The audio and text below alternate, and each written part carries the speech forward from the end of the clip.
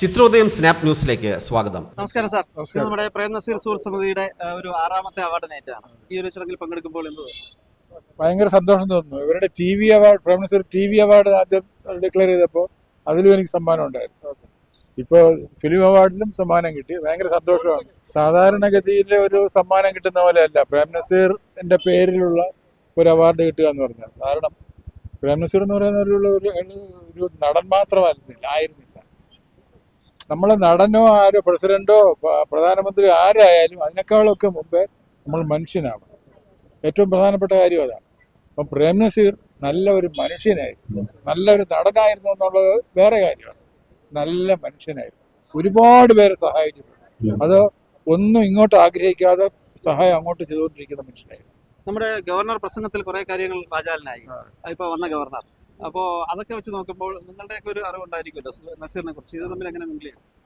അതെ, ഞാൻ പറഞ്ഞല്ലോ, നസീർ സാർ എന്ന് പറയുന്നത് പുള്ളി ഒരു പടം എന്തെങ്കിലും പൊട്ടിപ്പോയാൽ പുള്ളി പ്രൊഡ്യൂസറെ വിളിച്ച് അടുത്ത ഡേറ്റ് പുള്ളി ഓഫർ ചെയ്യും, അടുത്ത പടം ഞാൻ ഡേറ്റ് തരാമെന്ന് പറയും.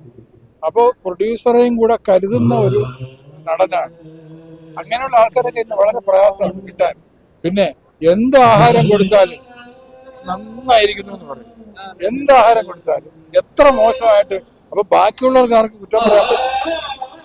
അത്ര നല്ല മനുഷ്യനാണ്. ആരോടും വെറുപ്പില്ലാത്ത, ഒരുപാട് പേരെ കൈയച്ച് സഹായിച്ച, അത് ജാതിയോ മതമോ ഒന്നും നോക്കാതെ സഹായിച്ചൊരു. ഇപ്പോ സാറിന്റെ അടുത്ത പുതിയ പ്രോജക്റ്റുകൾ എന്തൊക്കെയാണ്? ഞാനിപ്പോ ചെയ്തുകൊണ്ടിരിക്കുന്ന ഒരു പടം ഊടും പാവും എന്ന് പറയുന്ന സിനിമയാണ്. അത് ശ്രീകാന്ത് എന്ന് പറയുന്ന ഒരു ഡയറക്ടറാണ്. പുതിയ ഒരു ഗ്രൂപ്പാണ്. പിന്നെ കൈലാസ് എന്ന് പറയുന്ന ആക്ടറുണ്ട്. അതിന്റെ കുറെ ഷൂട്ടിംഗ് കഴിഞ്ഞു. ഇനി ഒരു 4-5 ദിവസം വർക്ക് ബാക്കിയുണ്ട്.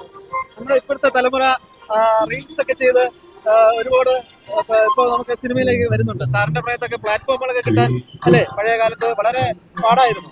ഇപ്പോഴത്തെ ഈ തലമുറയുടെ ഈ ഒരു ഇതിനെ സാറിന്റെ കാലത്തുള്ള അനുഭവങ്ങൾ എങ്ങനെ? അന്ന് ഭയങ്കര സ്ട്രെയിൻ ആയിരുന്നു. അന്നും പ്ലാറ്റ്ഫോംസ് ഒക്കെ ഉണ്ടായിരുന്നു.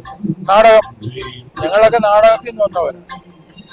ഒരുപാട് ഒരു 10-20 വർഷക്കാലം നാടകം കളിച്ചിട്ട് പിന്നെ സിനിമയിലോട്ട് വന്ന ആളാണ്. സിനിമയിലോട്ട് സീരിയലിലോട്ടൊക്കെ അങ്ങനെ വന്ന ആളാണ്. അപ്പോ പ്ലാറ്റ്ഫോം അന്ന് കുറെ കൂടുതൽ സമയം എടുത്തിരുന്നു. ഇന്ന് വളരെ ഈസി ആയിട്ട് കാര്യങ്ങളാണ്. എല്ലാവിധ ആശംസകളും.